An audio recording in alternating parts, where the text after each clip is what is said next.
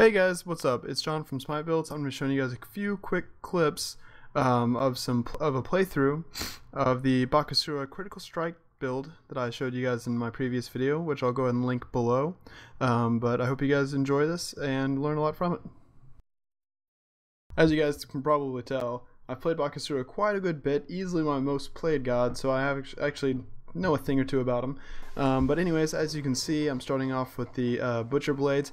I like doing that in case of a team fight or to help drain the camps faster, but most people go with the Eat Minion, which to be honest is probably a better strategy. But I also build Frostbound Hammer and get the pots that I told you guys about to get the 1 health, 2 mana, because Bakasura does drain mana quite quickly, keep that in mind. And I go ahead and proceed to go to my camps. Once the jungles have left and returned to the jungle, the laning phase will begin. And in the solo lane with the Bakasura, you're going to want to be pretty careful until you hit level 5. Just make sure you eat the largest minion with your 2, clear the wave with your 3, and rely on Heavy Hammer to kind of hit the enemy and run away from them, so that way you can kind of avoid getting much damage done to you till level 5.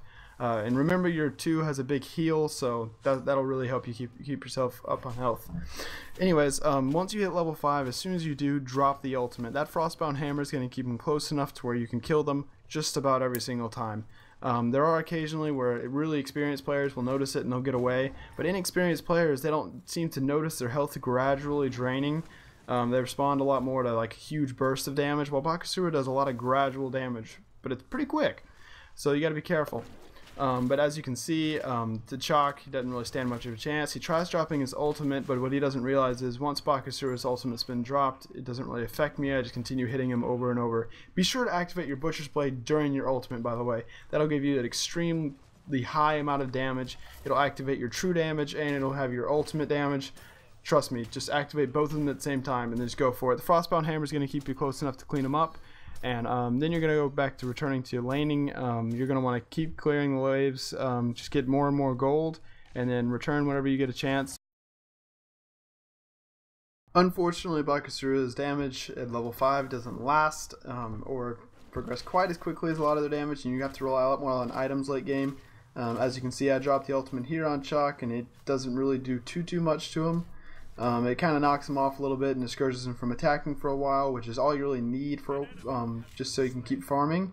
But as soon as you get Kin Size up, which should definitely be your next item, you can do significantly more damage. You're actually become really a tank killer at that point. So keep that in mind. A lot of people know that Bakasura's ultimate is really powerful, but a lot of people don't know exactly how it works.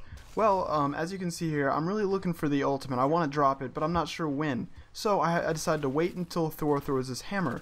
Because what a lot of Thors do is they try to throw their hammer and get behind you, but if I drop my ultimate right on him, it applies a cripple and a slow to him. A cripple meaning he can't teleport to his hammer, which means he's stuck there with me, and a slow so he can't get away from me. As you can see, I easily clean him up, and then I proceed to turn around and do a little bit of damage to Chalk, who went into his ultimate. But just keep in mind what Bakasura's ultimate does. It not only applies a slow, but it also applies a cripple.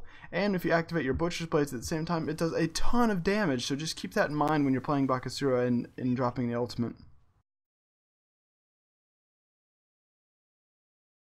Magi's Blessing is very important to the build of Bakasura. And honestly, I made the mistake in this game by not getting it. Don't make the same mistake that I did. Because as you can see in these next 2 clips, it was a big mistake. But Magi's Blessing gives you that extra couple seconds to get your jump back up if it's on cooldown, or if it'll give you that extra couple seconds to be able to like secure the kill, or to escape from your own stupidity, honestly. But just make sure you really get it. It's a really important item for this build, and it doesn't just clear crowd control once, it also reduces crowd control by 40%, as well as add 300 health, so it's a very good item, and just make sure you buy it. With Bakasura's build nearly complete here, I can do a ton of damage, hitting almost a 350 on the Thor. Unfortunately, I missed the ultimate. Should have thrown it in front of him instead of right on top of him, because he was able to teleport away, or right behind him because he was able to teleport away. But as you can see, Bakasura does a ton of damage at this point. If you focus tanks, you can do a lot of damage to them too. Alright guys, well that's it for this Bakasura Critical Strike playthrough. If you guys would like to make a comment or let me know of any kind of changes I should make to the video or any future videos, be sure to leave it below.